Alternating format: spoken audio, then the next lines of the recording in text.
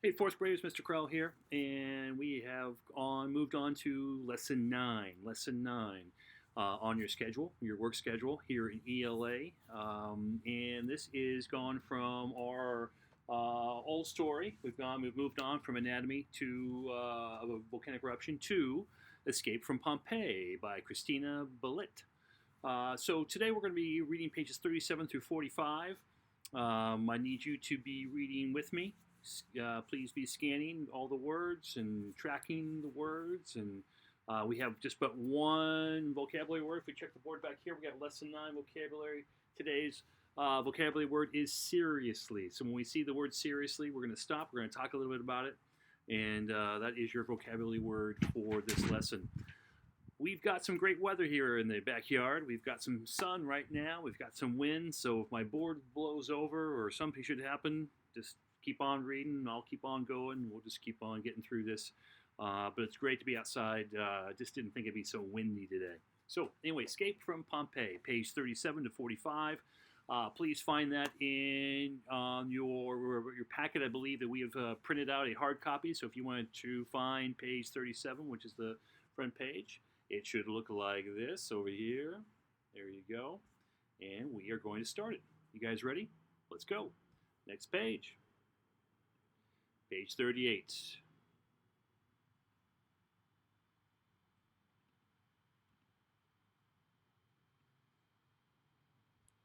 There we go.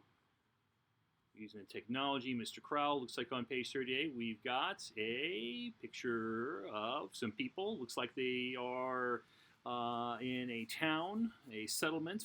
Looks like we have some residents, which is one of our past vocabulary words from our anatomy of a volcanic eruption. But it looks like they are living happily and they are in the town. That is on page 38. So we'll move on to page 39, which I believe is where we will start reading. Here we go. Everybody ready? Everybody got their books? All right, here we go. On a hillside overlooking the sparkling bay of Naples, the Roman city of Pompeii glimmered in the sunlight.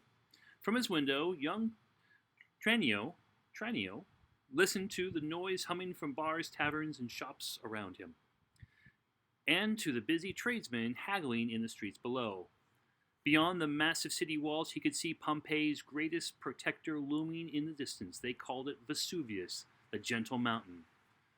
Could any place feel safer than here? Tranio wondered. Was anything more beautiful? Boys and girls, remember that Mount Vesuvius was one of those back in 79, I believe 79 AD, exploded and had terrible consequences with the city of Pompeii. But this is a story fictional story that we're going to learn a little bit about Tranio and Pompeii and Mount Vesuvius. So we're going to go on to page 40, please. Please turn to page 40. Let me find, there's my cursor. There we go, page 40. Tranio was the son of Dion, the actor, and lived with his parents near the theater district of Pompeii. He'd often sneak to the harbor at the mouth of the river Sarnus and hide behind sacks of grain. There he'd watch pots of wine, oil, spices being carried to and from the ships, or fishermen unloading their rich catches. Here he is amongst the clay pots, page 41.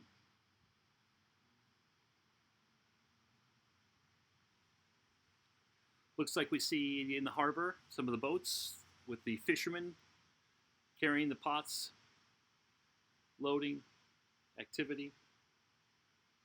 Page 41. Pompeii. Page 42.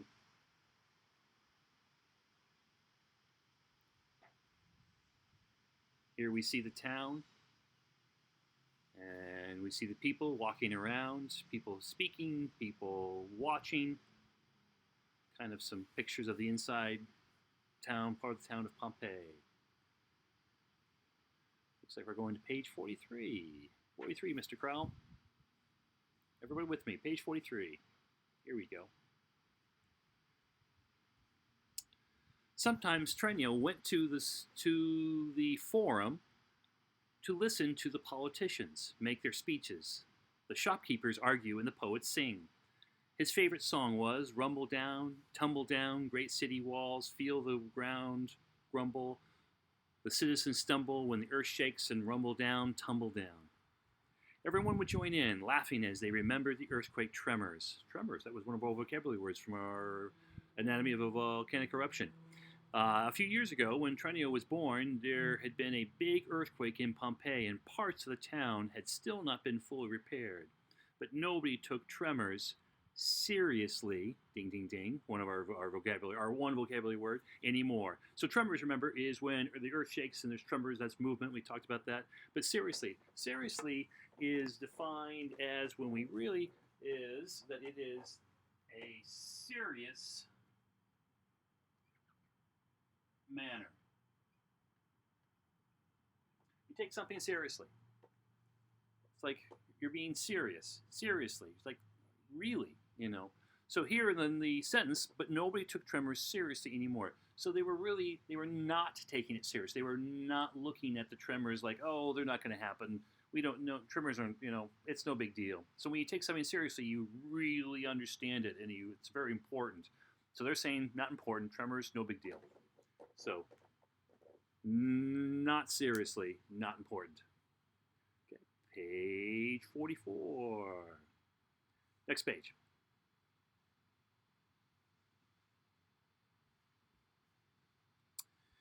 On other days, Trenio would shout up to Livia, the baker's daughter, who lived across the street. Liv, stop curling your hair and come and play jacks. I've got a bag of bones from my mother's kitchen. They're just the right size. Livia spent most of her time learning to weave and cook, but during the hot afternoon, she and Trenio would sit by the fountain and play knucklebones or chase dogs down the street. One hot August day, Dion took Trenio through a shady passage into one of Pompeii's two theaters on the edge of the city, where a pantomime was being rehearsed. Sit on the steps, son, and learn, said Dion. We'll be using you in the small part soon. To begin with, Trenio enjoyed watching the sword fights and strutting clowns, the masked actors playing thieves and devils, and the leaping acrobats quite took his breath away. But eventually his attention began to wander. So over here, we've got, looks like just part of the city and part of the water system coming out. Actually, probably from the fountain. It's probably the fountain. That's where he sat. Yes, he sat by the fountain. Very good.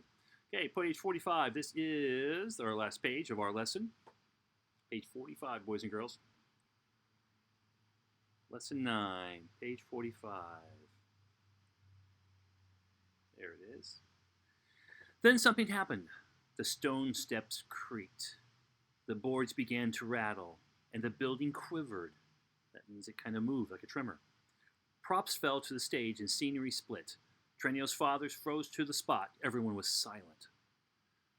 But one by one, the actors began to relax. Rumble down, tumble down, here we go again, they chanted. And we see the picture there on page 45 of some of the rumbling and tumbling. But, they're still back to that word seriously. They're not taking it seriously. Oh, that mountain, that volcano, it's not going to do anything. We're just going to keep going with our day.